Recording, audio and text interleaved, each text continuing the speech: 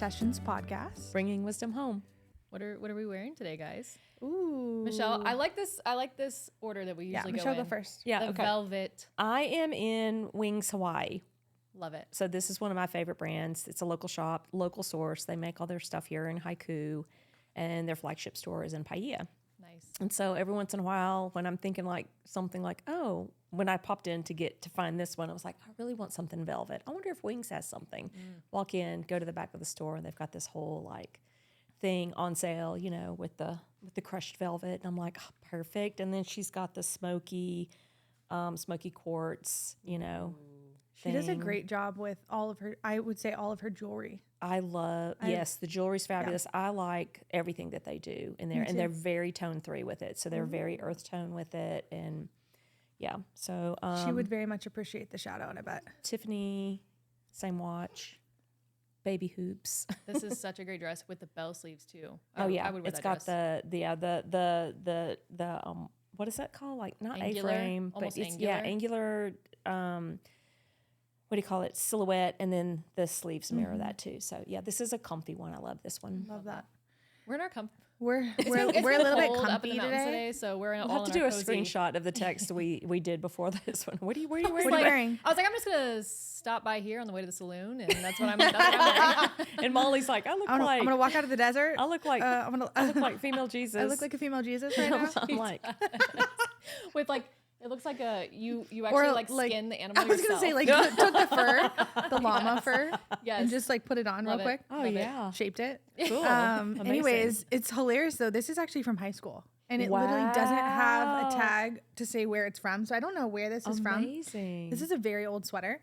It has traveled with me through everything. everything, many places, many love different that. destinations. This is from Impri. It is called the It Is Well brand, I think. Okay. I've never heard of the brand before, but it's a local shop. And then I'm wearing actually one of the tank tops underneath here. It's the Young Maven tank top. So it's hemp. It's 100% hemp.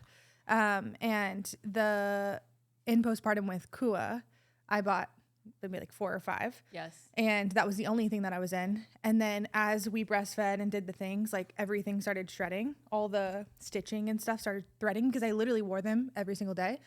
And so I just like 3 months ago did another haul. And I'm like, this is going to be my outfit. So a sweater and a tank top. Anytime we shop, you always buy that brand. If a Young Maven. boutique has It's so it, true. you pick it up. The thread spun shop in San Diego has a really nice selection. Encinitas, Yep. yeah. Actually, the marketing director lives here on Maui for Young Maven. And she was a part of one of the like business mastermind things we were doing in Kihei at that time. Yeah. But I met her through Puka Perry, and Perry Rishi, and her earrings are I have them on right now. So shout out to Perry. A little moment of honor for her. Right. And then I also realized I have never shared about my rings that I wear every single episode. Moonspun, Catherine is actually going to be at the live show. Yeah. Very excited about it. She made my wedding ring and my engagement ring, and I wear them all the time. Every day. I have a Catherine Moonspun ring You that do. I love. You I don't wore it have it on last- today, you wore it but I last wore it episode. last time. Yep. It's And- the pink, what was it? Pink sapphire, I think. That was beautiful. Yeah. I love getting that at the Marlowe Market. Love that Yeah. ring. And then I have cashmere cactus on the other side that I wear very regularly. I love the boldness of the Yep. like the thickness, the density of cashmere. She has cactus. a connection to Maui too. Nice. She's back and forth between here and wherever else she lives too. So, Beautiful. yep, very We local. love some cashmere cactus. Mm-hmm. This is Spell, but I bought it locally at Driftwood. Spell is like the kind of like 1970s vintage looking clothes from Australia. I don't know if they still ship not here. sure. I'm not sure. You guys look that up. And then this one is from Jen's Pirate Booty again. Yeah. So the Jen Rossi collection, same monarch earrings that I typically wear. I was going to say with the Young Maven tank tops, so this is what I've been wearing almost exclusively for the live workouts that I've done in my Radiant Summer Challenge. And people are like, oh my gosh, they're just the perfect fit. And a follow-up question I get very often is, oh wow, this tank top doesn't actually uplift. So what do you do if your breasts are more like saggy or if they need a little bit of upliftedness? Our next episode will literally be on this exact topic, like fascia integrity of the breasts and what all goes into that, and then what you can do to like essentially have your own little breast lift. Keep them perky at home. So we'll talk about that next week. And today, I am so stoked for this episode. This has been a big question that we've seen in all of our spaces that comes in, which is like, it's a myriad of questions, right? All within the same themes. So whether the question is, my child is 8 or they're 9, they've missed the biological age of breastfeeding, where there's more of this mother-child mirror rapport that we talked about in season 1. So a lot of you guys are curious, like, what does that mean if my child is older than that? What really all goes into this mirroring and rapport stage of 0 to 7? How are our children influenced by us as mothers? What goes in subconsciously? Basically, this is going to be a conversation about these stages and windows of children. So 0 to 7, 7-year cycles, 0 to 7, 7 to 14, 14 to 21, what they represent symbolically. You may talk about like the bones and what you've seen kind of in your world. When are things final? Can things still move? Just all these questions that have kind of come in our spaces, and talk about it from a conversation of themes and also ancient wisdom, rites of passage, initiation, boys becoming men, girls becoming women. So we did this mirroring episode in season 1. This was one of our favorite to be listened to. And maybe we just do a general recap of like 0 to 7. What does mirroring even mean?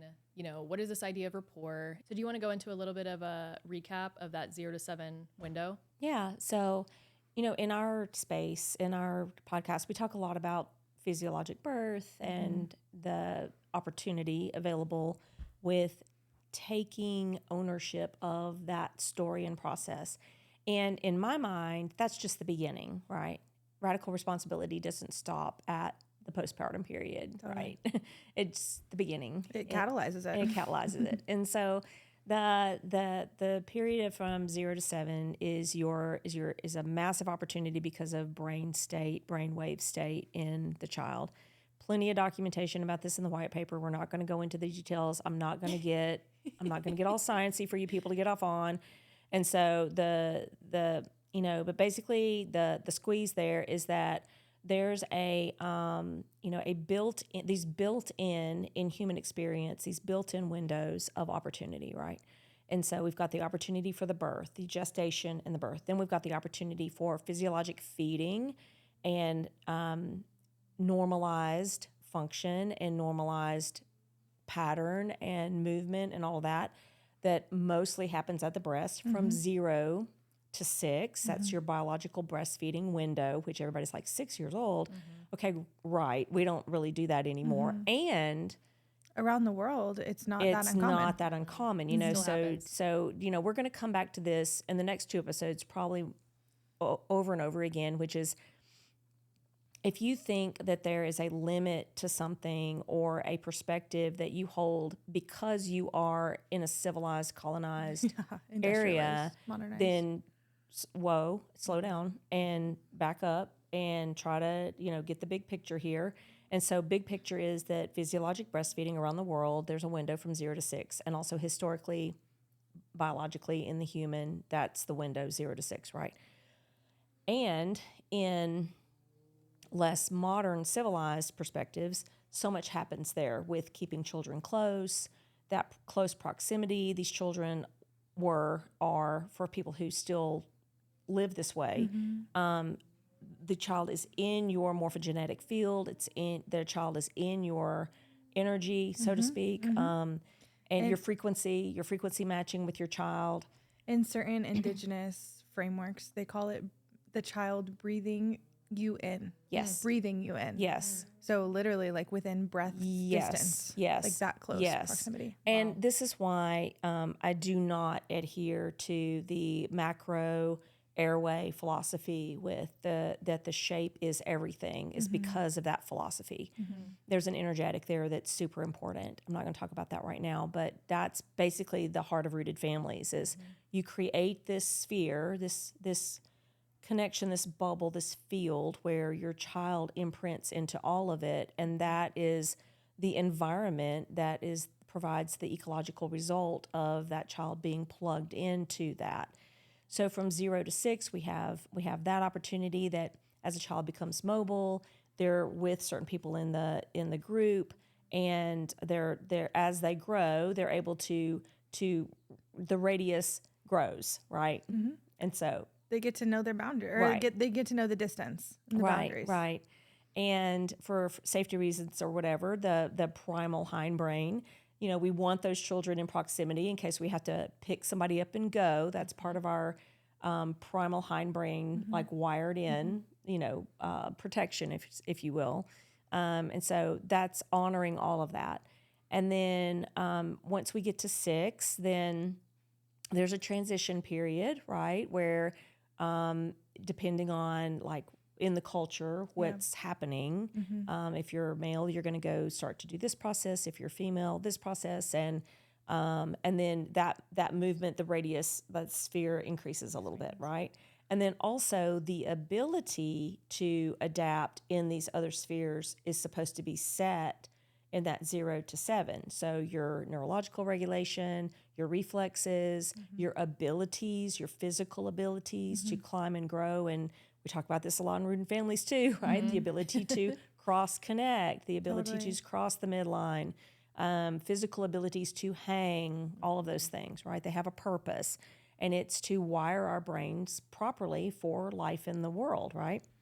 And so around the age of 7 to 8, then there's this shift, and we get into this prepubescent kind of period where children are given more responsibility and find a different connection to the family, and then we, move on through.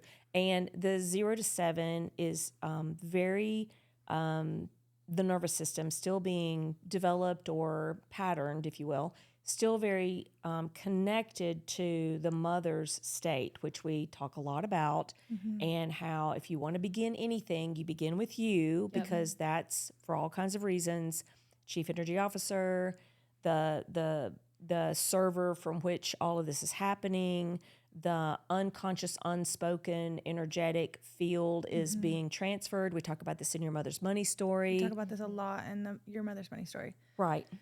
As a 0 to 6-year-old, 0 to 7-year-old, your primary interaction with the world, the way that you're intaking information, is sense-based. And so if you think about what your senses are, that's like your touch, your smell, your sight, your hearing, your taste. Yeah. Right? I'm like, which sense did I miss? Well, there's there's the ones we talk about, the 5 senses, but then there's also this proprioceptive piece, right? Proprioceptive. And And it's all- interoceptive as well. Totally, and it's all movement related. Exactly. So it's movement and rhythm, right? Right. 0 to 6. And 0 to then 7. also because of the brain state of the children, they're also tuned into, like, did her pupils just dilate? Exactly. Did her heart rate change? Did her breath change? Exactly. What is the movement of the musculature? Did she twitch? Did she flinch? Did she whatever? Because did she gasp? Like, what was anything, all of it? yeah. Sigh. Did her food stop digesting? I mean, we think that children aren't aware of all that, and they 100% are. Totally. I can remember times where my young children, if something was happening and I pulled my energy in and centered down to ground myself and to like quickly decide like what to do, my children would come to me.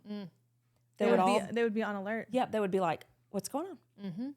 And they would just sit quietly with me and just until I let them know what needed to happen. Are we going? Are we staying? Are we, what I mean? I didn't have to say anything. Exactly. And to me, that is evidence of that communication. Yeah, it's all the nonverbal. It's all the nonverbal. It's subconscious, unconscious. And Molly, I know you've talked about this somewhere. You've been in situations where you've communicated with Kua telepathically and things like that. I still have that same relationship with some of my children. My oldest is almost 33. And if something like several years ago when I fell and I split my head open and I had a concussion, within 24 hours, he called me. He's like, "What's going on?" And I was like, "How did you know?" He goes, "I just knew it." But the thing is, 0 to 7 is your opportunity to establish that kind of nonverbal communication, that subconscious, energetic with the family, and also confidently within your own body be in front of your children and transmit into them the standards of what is true in your world. It's the value talk. Yes. Yep. So it's the Characters, value, all of that. character's value. It's the instantaneous download that they're receiving without them having to do anything specifically, but they're just receiving this, and then eventually as we like move on, right, then they get to pick up on the incongruencies of what she said and what she really felt, or like however that goes, you know. Yeah, to make sense of it later, Yes. in a sense. Which is why anytime we see questions come in about behavior in children, it's always redirected into the mother taking radical responsibility for her field and her inner state. Yeah, what's happening as the one who is the mistress over the environment, what is happening? Totally. Right. Just notice, no judgment. Okay, maybe I'll judge you, but whatever.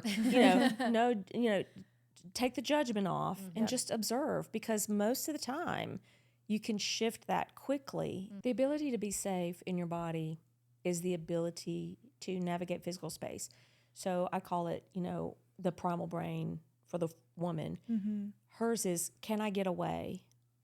That's it. Can I dart? Can I duck? Can I weave? Can I run? Can I do all of these things, because that's very primal. It's very ancient. And if you think about like a biologic breastfeeding age, I want you to expand on this, but if you think about biologic breastfeeding age, that's really like a postpartum period, essentially. Right. You're kind of an extended postpartum period, and our hindbrain is more active in that space, biologically, chemically, hormonally, for a purpose. So literally you guys are a perfect match for, can you get out of there? Can you move? Can you do the things that you need to do, right? And if your body is not able, or can squat or can do the things, it's like your kids pick up on it. It's a feedback loop. Corey's got something to say. Yeah. She's like, let me talk about She's it. like, This is it's a continuation of our weight episode in this sense, because I always think, I think often about when Michelle speaks about whose job is it for the woman to feel safe? It's her job to create internal safety in her body. And we have, like all the things that might come up of, oh, but he, or my kids, or this, like it's all the finger pointing outside of us that goes, this is the reason I feel dysregulated, or this person said something, so now I feel dysregulated. If you're taking radical self-responsibility for your own internal safety, and Bo being such a beautiful tool to literally create that in your body, that just changes the whole orientation of your home. And then your kids are able to download that. And you have a whole different experience, 0 to 7 at that point, right? I love Rudolf Steiner's philosophy too with a lot of this, because he does go through the brain wave changes, and he's married that into the Waldorf curriculum really beautifully. Yeah, so in the Waldorf philosophy, the 0 to 6, 0 to 7 range, one of the most important, and other school philosophies have also adapted this. I'm not sure if it's coming from Steiner or just the fact that it's a universal truth, objective truth.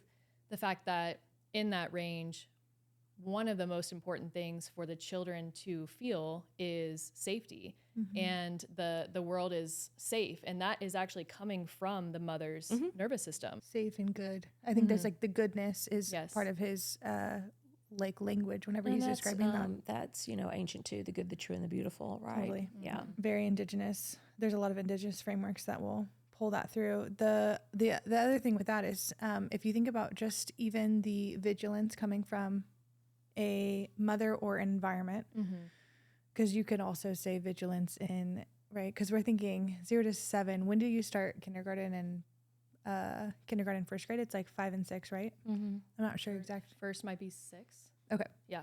So at that point, they're separated, and they're still in that age of like, wow, I would really benefit from being close to my care provider. I would really benefit from being close to my mother. So thinking environmentally too, if we're just adding that into the modernized equation, rhythm and play, right? So most of the, like, I guess Montessori too, but Rudolf Steiner's an imitation. So Rudolf Steiner's whole thing is like imitation and then play and rhythm, right? And it's when the ego kind of gets pulled into the body, they start to use their limbs and they start to do these things. And this is the Mild Wild framework where they can cross connect, they can climb, they can hang, they can do these things. They have the physical capabilities of doing that. And that is directly contradictory to a vigilant system. Right. You don't play, you don't imitate, you don't imagine in a state where you're running, hiding, or fighting, you know? Yeah. So it's in a sympathetic dominant state. In a sympathetic dominant Yeah. state. So if I just think about where we've really gotten off track with the educational system in a sense of like sitting someone down, putting them under a fluorescent lighting, giving them this rigidity, and then bringing in this academic piece that really dampens the impulse maybe that the life force wants to perpetuate and explore. You even brought this into rooted families with the movement. with the movement piece. Yes. And like, because we think about what is modernized and civilized, it's like, go outside while I'm doing this and finishing this, instead of like, come alongside me and I'm actually going to do this in a really nice, easy breezy, open space, and I can hold my frame and we can do these things together. And I know you're going to imitate that. Yeah. Laundry, folding laundry. Yeah, I can remember when my oldest was old enough to finally pull a stool over and stand up in front of the washing machine, and I taught him how to set the washer. And then, old school Maytag, right? And you pop the button out, and then it starts to wash. And so I wanted him to like know that process, you know? Even my son, he keeps coming up, like when I squat down to get it's a front loaded dryer. So I squat down and get and I'm pregnant right now, so I'm sure it looks awkward, and he's always like, help you. He wants to pull the clothes out of the dryer and go help me fold. Love that. Well, it's the invitation into come do this with me. And the video you're referencing, it was like what I do, like a PIP. It's a very 1990s term. Picture in picture. People still use that, PIP. Or you used to watch. I knew what you were talking about. I did too. I narrated basically what my home rhythms look like, folding laundry, doing dishes, like what that looks like posturally. And then my kids coming around me to join in looks very specific because the mother is going first. She's having her experience first, and then the kids are going to imitate that. And so what I love about Steiner with his encouragement of being able to be creative with their opportunities of what their children need, because the children will give you feedback loops. The example you gave of the desk and the fluorescent lighting, and depending on how old they are, they're gonna let you know, like whether it's behaviorally or behavior, and then all the symptomatology that comes in with the airway stuff. So I mean, even talking about that, sitting a child at a desk when a child in that age range has so much movement necessity, like they have a ton of movement needs for their bone growth, right? For their you call it the growth trajectory, right? If you want to go into that at all. For their growth trajectory, yeah. So it's the ability to use the body in functional ways. We talk about this with the form and function piece, how the body, you teach the body how to be through the movement, right? And then all of that becomes the stability that anchors and holds and allows the front part to continue to open, unfurl, and come online. And I am just always amazed at when people come to me for help, and I'm like, so how much do you move your body? What do you mean? Yeah. They give you, I always say they give you the exercise prescription. They did two times a week. They do their walk or their Pilates or their whatever. Wow. Their weight training. And I'm just like, when people are here with me, they're like, do you ever sit down? And I'm like, yes, unfortunately, when I'm working, I'm on calls and I'm seated. And when I'm not, I'm in motion all the time. Totally. And it's part of the waveform, right? And it's the wave that breathes. So if you're not moving your body, your child is going to mirror that and go still, and they're not going to explore their own bodies. And so that's the magic of the 0 to 7 when it comes to symptomatology is in the movement and I'm not talking about I'm driving in my car or I'm sitting at my computer. I'm talking about, are you using your body? And people are like, what do you mean? Yeah, you're like, oh, can you squat? Can you hang? Can you walk up a hill? Can you I'm going to say low level functioning human requirements for movement. Like not even like coming towards sustainability. Right. Right. It's just, yeah. So it's a little terrifying, honestly.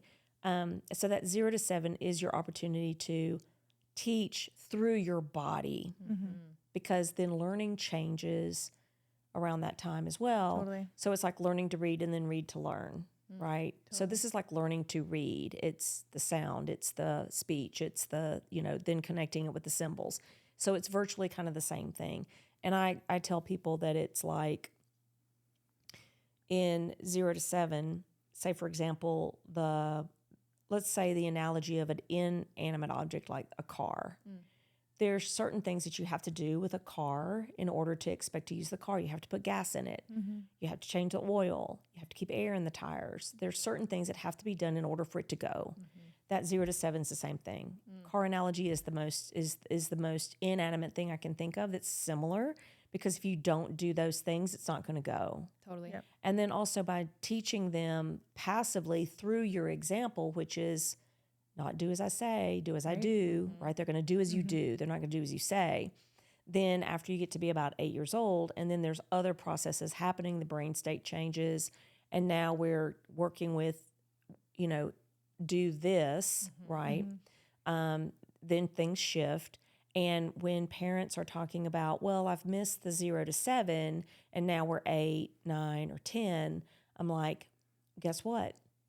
You still get the opportunity to go back and loop in, recover yourself as the imprint. Even though the mechanism may have changed, the opportunity still tangentially remains in the field. And I can't even tell you how potent that is, right? Yeah, it's the I don't know how often you guys see that question as far as what were you gonna say? Well, it comes through the vessel Yeah, a the ton vessel. now when after our course, the Your Mother's Money Story course, because we hyper focus on the 0 to 7 age range in there from the standpoint of you as a mother, as a human being or a woman, having had that experience 0 to 7 and unpacking all the conditioning and all the Yes. programs and all the unsaid things. Yes. The thing I look at it as is like, okay, there's a mom, her youngest is 8, whatever, and she's missed the opportunity, air quotes, being Corey in our air quotes, Love air quotes. missed the opportunity. Do them bigger. And so, Air quotes. okay, and so they drive the van full of kids in, and they park it in front of us. Well, we missed our opportunity. Yeah, Now so what now do we what? do? Help me. Now I'm going to go get, da da da da da da. And I'm like, sweet sis, go do you. What's your other question? Yeah, literally. And so I'm looking at this van. It's got low air. The tires are bald. Yep. The oil hadn't been changed. You're like, I know. They're running out of gas. Is this great? Okay, the oil hasn't been changed. There's Yep. no windshield. That windshield dirty as hell. Yep. You can't see. It hadn't been washed and waxed, and who knows What kind of there's- bumper stickers are on the We back? got. Oh my gosh. Well, don't even make me tell that. All the conditioning, those are all the indication. stories. We'll talk about the bumper stickers on the back of it. We will say it. Okay. The air filter hadn't been changed. I mean, there's been no care and maintenance on this system. So are we gonna be like, oh, well, that's it. I'm sorry, but your van is toast, You got to trade it in. No, actually what we're going to do is we're going to take the kids out of it and we're going to detail it and we're going to change the oil and we're going to put fluids in it and we're going to get the timing belt changed and we're going to it's great. It missed its 70,000 mile maintenance on it. Cool. Let's go do that. Right. We're going to restore it. We're going to restore the system. Yep. We're going to restore the mentality of caring for that vehicle. Yep. Now, the analogy here is that's the home and the mom, right? Because mom's in the driver's seat and the van is like the home. So we're actually going to clean it out, bring it back up to speed, and the mom has to do that because she's got an opportunity to recover herself as the chief energy officer, and then she gets to clear her mind and also let her children witness her recover this system and then step in as mistress of the home and then begin again. They get to witness you. Yes. And you're becoming the energetic match for the home that you want to create. Exactly. The Yeah. van that you want to drive. Exactly. I see there's two things that are both equally true and can be interchanged with each other, which is perhaps two reasons that the mom goes, oh, I missed the window, is one, projecting the part of you that you are not willing to look at and restore, and you're projecting it onto the child, because what would be required for you to go all in? It actually, it looks like looking at you very clearly. And so whatever that looks like, with the, oh, I missed this, so I'm going to do this instead, that I see as a match for being incredibly under-resourced. Right. And so that's why there's this whole match. Your pyramid of stability is the match of resourcing yourself and actually resourcing versus outsourcing. It doesn't mean that outsourcing has no place Right. in your life. It's just a matter of putting it into context. Right. And so the match that we see all the time is the mom that is overwhelmed. She's strung out. Her nervous system is all fight, flight.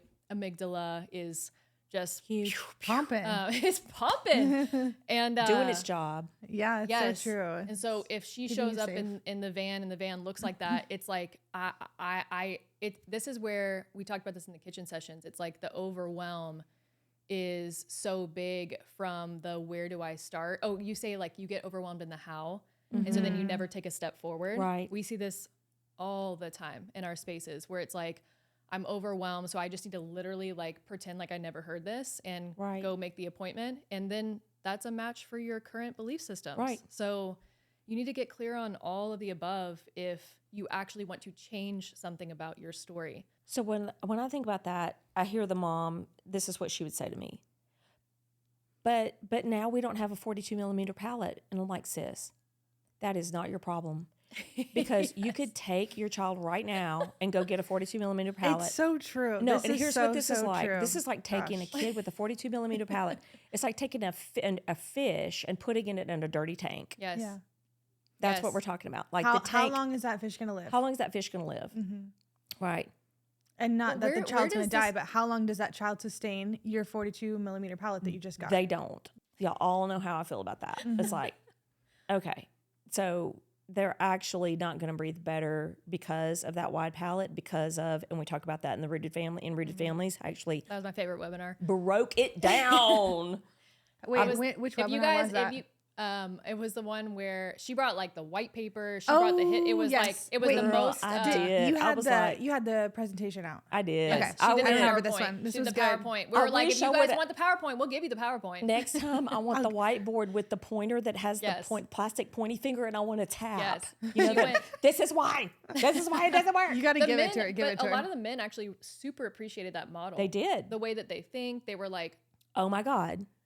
What? everything makes sense now. Everything makes sense. because and also because we've correlated the size of the macro airway with efficiency and also resolution of symptoms. And I demonstrated in that webinar why that doesn't happen. Bam. Boom. Boom. Yeah. Boom. Boom. Let's do some more noises. Please do not cut this out. Oh man! In my mind, I was like, I'm already gonna cut it out, so I'm just gonna go. Just No, anything goes. no, it's I staying won't in cut it now. out. This one's staying I won't in. cut it out. Gosh. But yeah, basically, to like, if you guys didn't catch that, essentially what she's saying is that the bigger the more you're cranking the size open, that has nothing to do with the resolution of symptoms. Right. So how are we actually going to resolute the symptoms? And We're going to some bring it people down. will get resolution of symptoms, and it's not sustainable. It's not And sustainable. I talk about why that is too. Bell curve. Boop. Okay. Anyways. Boy, we're about So we're anyways. about our auditory today. Like, Yeah. beep, beep, Boop. beep, okay. You know, the other thing, this is a total kind of rewind to what you were saying about the mother that has the 8-year-old or has the 8+-year-old or whatever. And they're driving the van and then they park it and they're like, oh, I can't see out of my windshield. And you guys just gave Let's me get all a this new information. windshield. I'm sorry. Well, you guys Wait a just gave minute. me all this information, but I'm just gonna like get out of the car and like go ask this man to come or ask this person to come Sure. to shape all this up because I can't handle it. It's the shadow piece. And simultaneously, so I guess this is Steiner philosophy as well, but in that he calls it in the 9-year change, the child goes from the garden to the desert. And so they actually have to sift through these emotional spaces where shadow comes in, they Right. start to see the world as like, oh, it's not all goodness. It can be beautiful, but there's also darkness, shadow, Yeah. There's a lot of opportunity available for the way that you could experience the world. The human experience. The human experience. Yep. And I think that so beautifully correlates to the picture of the mother being like, oh, I gotta turn the van off and I gotta So go this good. way. So I can't freaking actually good. go into the light Wow. because what would that mean? I would have to go through this whole process of me uncovering what happened on these years and maybe what happened before my son Hello, or my True child. North woman. You Yeah, got to exactly. look at it. You You got gotta to look at it. Yeah. How do you want to clean your windshield? Like, what's the quality of clean that you want to have, and how do you want to do it? This is an excellent point because this reveals in the mother the pieces that were missing for her in her childhood because now she can't critically think. She Yeah. can't unpack it. She can't start again. How to actually create in the midst of chaos, all the things I talk about in True North Woman, right? And True North couples, you bring Right. this into True North couples later too. And you know, something that we've talked about with you is the head heart coherence, Yeah, which is literally this developmental age and stage. right. And one of the biggest, one of the most common reasons people join the vessel is because last season you mentioned, come join the vessel if you don't feel like the age that you are. Yeah. And so women were like, whoa, I had all these pings. I don't feel like who I am developmentally. So this is what we're talking about. It's like this 0 to 7, this is the layout. This 7 to 14 or whatever, this is the layout. And I think in most people's age and stage, that middle section of the head heart coherence is where development ceases or halts. This also tracks over to in the last 10 or so years of therapy world, buzzword for you. Psychotherapy. Like talk therapy, and so many people in our spaces in the vessel and rooted families have looked back, True North looked back and been like, that was me swirling around for 10 years and affirming and validating my story under the guise of nourishing my inner child. Right. And when you think about even the phrase inner child, we're not making that phrase wrong. It's that people will use that phrase to essentially stay developmentally a child. Yeah. That is, and like that, being able to see where am I feeling and acting and being a grown woman, or where am I trying to meet myself at age 6 years old? Those are really great windows, like really wonderful opportunities into seeing where you're at developmentally. Yeah. And then people in the cognitive dissonance is that they want to show up as a child, but have people treat them as an adult. That is Okay. Rewind. Yep, Yeah. yeah. Okay. So I'm just saying that you want people to treat you as an adult, a responsible adult, and blah, blah, blah, blah. but you you're want, not going to be responsible. You don't want to be responsible. there was no intention there for that. Yeah. That's a big one. That is a big one. Yeah. Huge. And the other part about that is that in the airway world has done such a great job at selling the linear macro piece to the airway picture.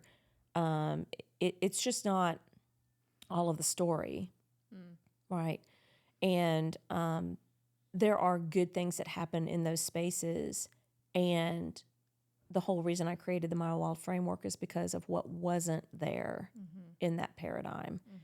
And I witnessed how some people excelled and did really well, and it was all coming together because you could see it, like everything was on, right?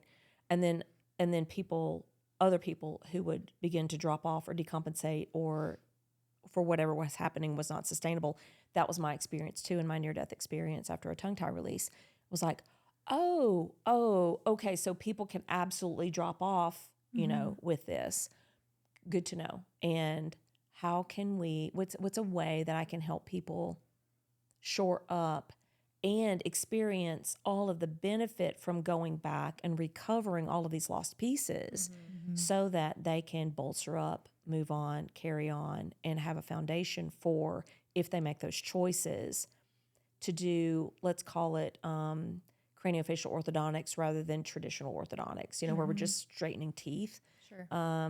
Those kinds of things. And, both of those fields produce, for the most part, the results that they set out to, which was, a certain class occlusion, an aesthetic result, and, whatever they say, and not always the resolution of symptoms happens. So and then why you bring the attention back to the system that creates the space. We have Yep. 4 podcast episodes on this at this point, and this is the And rooted families is 101. It's literally that. is that.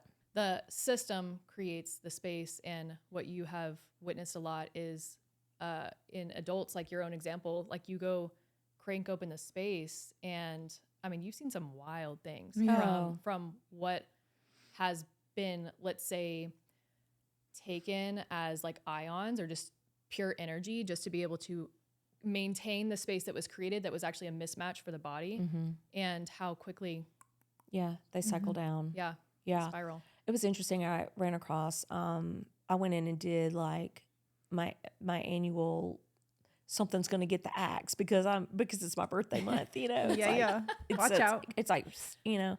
And so this time it was my Facebook account. Nice. And what was that, like 2,000 people are just, you know, Yep. Histoire, sayonara, ah hui ho. And so, and occasionally one of the people will drift across my feed. And it was a doctor, it was an ENT, talking about how he was basically touting the tonsil removal, like, you know, and we talk about tonsils in rooted families and why that happens and what to do about it, and how surgery is actually probably not in 98% of the cases the best choice. Say it with your chest. But I'm gonna stick it out 98%. here.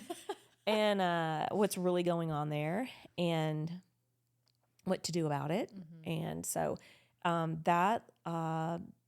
that trope is really strong. yeah. I mean, it's really strong. And people are like, oh yeah, I gotta get this taken out, you know. What's and the most common age for tonsillectomy? gosh, you know, Is it 7, 6, 7? I'm seeing it so much across so many ages now. Okay.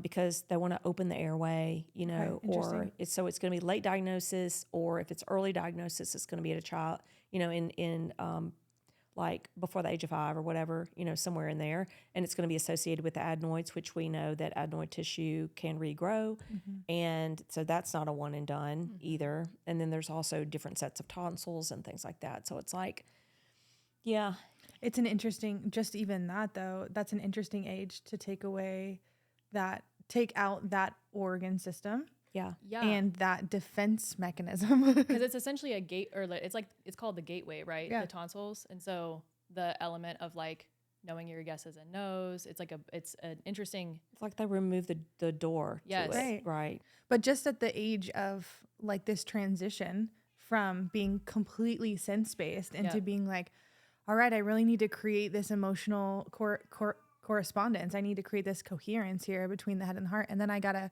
navigate like through stories, archetypes, through how do I fit into society? How does my family fit into society? Where are we? Because you've even meow. Can y'all hear that? We can. He's good. He's good. No, He's a not, prop. but- He's a prop.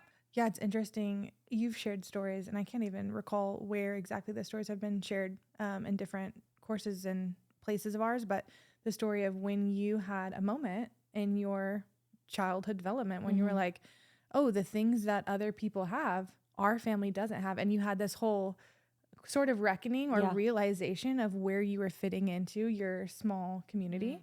I think that as a picture for this middle, so we're talking about the 8-year-old, you know, the 7-year-old, 8-year-old, and then taking away their defense systems through whatever process. And then they're like, okay, I have to emerge into this. I have to emerge into the community. I have to emerge into the greater society. How do I fit in? Where do I go? Yeah. So going back to this van analogy, which I love so much, of the woman, the mother, being able to begin with her own process, and maybe her kids are, you know, the youngest one is 8 and 8 and up, and beginning the process of beginning again. What I love is the merging of what is still opportunistic in your home as the chief energy officer, and what you can integrate. This is important because the part that is going to be significant is the best time that you could spend is getting yourself together. So if you look around and you're like, oh, we're the family with the dirty, not unmaintained van, what's my first step? The first step is going to be take 6 months and pull your stuff together. So good. Take a year, do 4 seasons, and get yourself back into your own position of the CEO and mistress of your home, and then reevaluate. That's always what I tell people for rooted families. When people email me and they're like, what do I do? And I'm like, take a year and pull it together. We'll teach you how. This is such a great point about giving yourself time and giving yourself a year, because I think about your concept that you teach on, which is going forwards and backwards at the same time. You literally never know. Like, I feel like I have experiences with Koa every once in a while where something will happen movement wise, or he'll ask for some sort of compression, or he'll ask for something where I'm like, that was about your birth. That was about this. That was about year 1. It was like something needed something, and you literally never know what that's going to be. And you can almost assume, if you take a year process and your kids are older, let's say you have teens, make the assumption, like literally create, like reorient your mind where you're making the assumption that there are opportunities available to you versus I missed this, so now we're in a deficit. So my oldest being 7 now, there's the understanding of so I first got connected with you when he was 2. So a lot of those first few years, I feel like being in your field and learning from you was that process of going backwards and forwards. And that still is a part of my mindset. And now that he is 7, so for his 7th birthday, there was the understanding symbolically of what that could represent for our belief systems and our values. What we wanted to create that experience to be was an honoring of that first window with me and him being in my at the breast is what I called it. Like at the breast, even though he was not nursing at 7 years old or 6 years old, it's that understanding and the honoring of that field and time together. And we wanted to bring in men who could see Koa's gifts and his essentially like purpose and place in the world, be able to speak to those things. And we had like a little initiation. I say a little, it was actually like a hardcore, amazing initiation where we brought in Molly's husband, Sam Peralta. He does these incredible tours of Hana where, you're not just going to a waterfall, you're meeting your edge. You are having an opportunity where you're like meeting yourself and challenging yourself. And Koa looks to him in a really special and unique way. And Sam, we asked him for his birthday if he would basically kind of consider that what he knows about Koa, what he knows is true about Koa, what he sees as Koa's trajectory alongside Kyle. And Kyle and Sam took him to Hana, had a special, essentially, initiation trip to symbolize that growing up into that age and what that represents, which is kind of the 7 to 14 window is when they're growing into, 7 to 12 especially is that age of accountability. So you are taking more responsibility. Yeah. You have a gift and a purpose in the world, and you are used and required and let's say like accounted on more for those pieces. And so since then he works more with Kyle on the land, like very much hands to the ground. I was talking to Molly about that recently where Kyle has kind of like communicated to him, like, here are my requirements of like, here's what I expect of you. Here's where you're growing in your responsibility and your purpose and place in our family. And so that is Koa's trajectory. And it is all within the context of still every day, all day, every day, me meeting myself and taking that radical self-responsibility as the chief energy officer of my home. So I'm still absolutely everything is emanating from where I'm willing to take responsibility for myself. And I just always had the assumption, like I said, that I'm going forwards and backwards at the same time. Of course. And and like I said, you never know what kind of opportunities might come in. And it always pleasantly surprises me whenever we experience something and I'm like, oh my gosh, he's so intuitive and it's just right. Like it just feels so right and true. I remember, gosh, was it a year ago or was it longer than that when we all went to Hana? On the back end. Was it a year and a half ago? It had to be a year and a half ago. It was January of last year. Right. And that moment was like a light bulb for you because I gave you a chance to park the van Oh. Do you remember that? You were in the car with us. I was like, "Oop, She provoked I me. was like, I'm gonna do my nails right now. I'm Yes. just going to keep nursing my son." What would you call that? Provoking? I was provoking you. Yeah, it was like a dangling a carrot. Yeah. I was Almost. like, you want out? Go ahead. Yeah, Go ahead. I'll hook you up. I got you. we told that full story in the orthodontia episode. If you want to go back and listen to that. Yeah. And there was this moment there. You had to ride your wave. You took a couple of days. Oh, I rode a wave. I slinked down a little bit. I was just like, you did, and you were so quiet, and I was like, whoop, there went Corey. Bye. and the Bye. parking of the van was because she knew where my belief systems were at, and she knew what I valued, and so the dangling of it was, I got a guy. I can call him. You want an appliance? You want to fix Boom, this? Like done. here's an I'll even opportunity. do myofunctional therapy for you. I'll pull that out of I'll dust off. Best of the best. I'll get you I'm the like, best of the best. I'll do it. Like Sure. talk about a shiny opportunity. I'll play that with you. Yeah. I'll And play then that role in your life.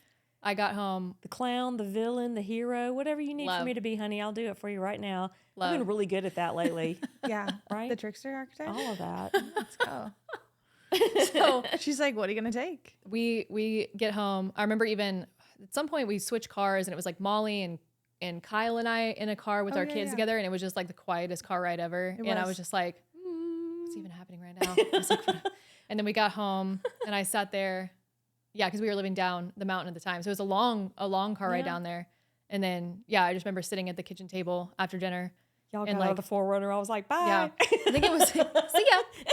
Let me know. Let me know. Bye. Have a good day. I'll wait for your text. Love you. Kiss. What was it? 3.5 hours from Yeah. like that conversation to the dinner table and sitting there. It was just me and Koa at the table. It was it was perfect. It was just like me and Koa. And I was just sitting there quietly, just like looking at Koa, looking down and being like, well, all right, I know what to do. Done with this wave. That's all I needed. I'm going to go take this whole process deeper because this is what my belief systems are. This Yeah. is what I value. And we're about to take. Short story is my girl took that van. Oh, yeah. Oh, she got it tricked up. No, I think you guys were redoing the Land Cruiser at that point too. Oh, you literally redid your car. That's interesting. Do you remember that? Because Kyle always has said that car represents our family. I don't, That is You hilarious. were redoing the Land Cruiser at that time It's the too. ego. It's- the ego. yes, yeah. It is. It's part of it. there's a whole thing with cars. We got a thing with cars.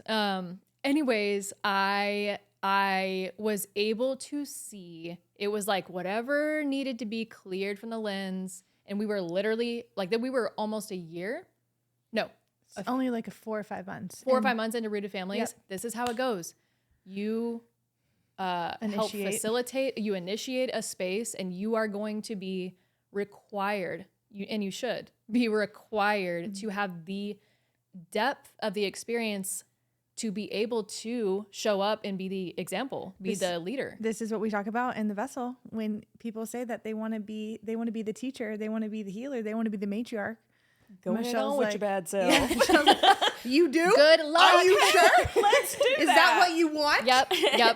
Okay. Yo, Like let's the just Bible talks about this too. Yeah, the ironing, Uh, the sharpening. It's like you want to call yourself a spiritual teacher, like you will be called to a higher standard. You're going to be judged Yes. more. You're going to be ridiculed more. You're going to have more lessons. Like there's just an understanding of The depth. like I think we knew what we were signing up for in facilitating Michelle's material in Rooted Families, and the rest is history. Where it's like, ooh, like how much deeper is this going to go? And we like literally like I felt like I was able to see for new eyes in how important the family energy system was and how much more deep I could take it. And every year we take it deeper. And I think I want to highlight a part of that story is you made the decision based on your value system. Yes. Boom. But you had to get clear on your values. Yep. You had to like crystallize and like really make sure that thing was squeegeed, that windshield. It was crystal clear. Yep. Which value system am I going to pull from? Am I going to stand behind this?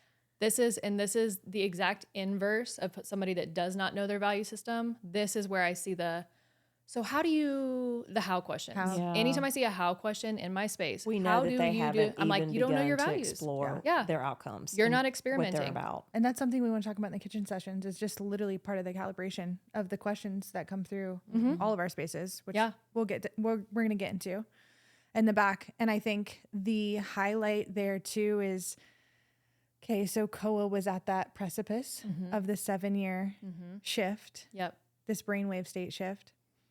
You had to deepen in the values that you had already instilled. Yeah. You had already been working there. You had already been playing there. You had already been showing those in your home. That calibration is character. Yep. That's what that is. That's Totally. where it's revealed. Yes. That's where I look at that window of opportunity, what we call opportunity, that 0 to 7. And going back to the Spartan example, I don't know if I ever finished that earlier, but the Spartan boys, if you have ever read in the history of how the Spartan culture was curated, 0 to 7, they were home with their mothers. That was such a vital, important window. And they talk about even like what is learned in that state. And a lot of it is character. 0 to 7, 7, boom, that's their initiation. They go with the men. They start incorporating more discipline, training. They're then shaped by the men, by the environment for who they're going to be. And it is that window is not shortened. It's not 3 years old. They go out with the men. It is 0 to 7. They're with the mothers in the home. It's actually, a lot of them were in like a whole women's quarters kind of living area, constantly shaped by their mother's field. Very indigenous Very much. framework. And too, like even in Hawaii, there was that moment where, I don't know if it was like the 7 or like the 12 year, right in that range, where they would be in the home. They call it breathing them in. They were breathing in their environment, breathing in their mother.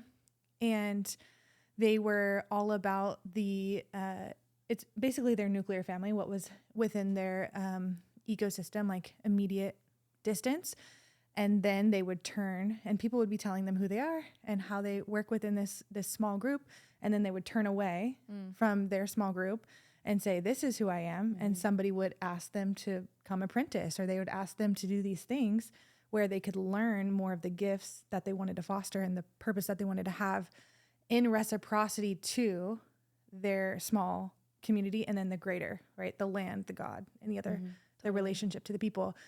And then they would have a rite of passage once they did their apprenticeship, once they learned their lessons, once they learned how to, and like, I mean, myth has it, legends have it that they would go learn how to like kill a shark or jump off the highest cliff. Like those things are where you would literally you have to face yourself. Yeah, absolutely. And then all of the character, the values built, the skill set that's built, the mindset that's built, the heart-head coherence that's built, the rhythm, the body mechanics, all of that is tested essentially.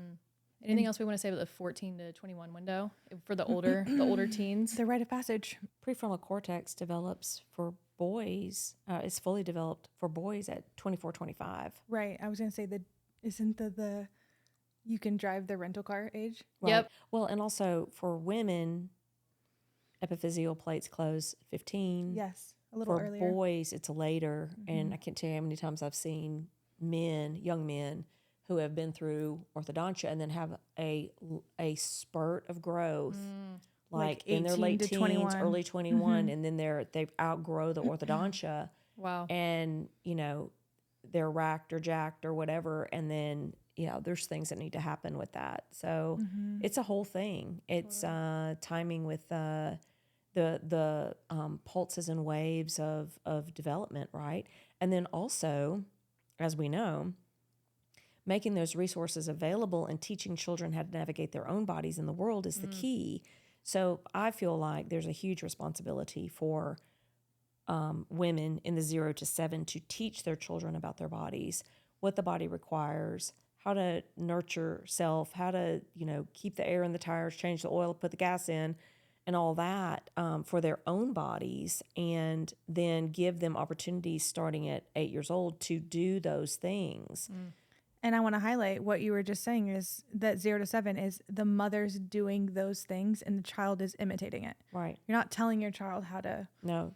well, yeah, whatever the example is. You're not telling them, you're not giving the verbal cueing. You're doing it. You're doing those things. You're showing them so they can imitate how you take care of yourself and your body and your world. Because they'll remember that part. Absolutely. That I feel like is one of the most beautiful pieces of the legacy of your work is like literally the ability to attune to what does my body need? It's body literacy. It's to watch a child, to observe my oldest go, I'm feeling this way, so I'm going to anything from the bottom of the pyramid and go pursue that on his own now, which has been, I mean, even recently I told you guys he had a process of doing something for the first time that has been facilitated or modeled by us. And it was his first time doing that on his own. Literally like. Such a proud moment for you. So amazing to witness that and that being a part of the value system of what we create in our family. So yeah, we're gonna continue this conversation in the back. Second to last is the next one. We'll talk all about the boobs, all about fascia integrity, and then we'll see you guys at the live show. Okay. Yeah. Bye.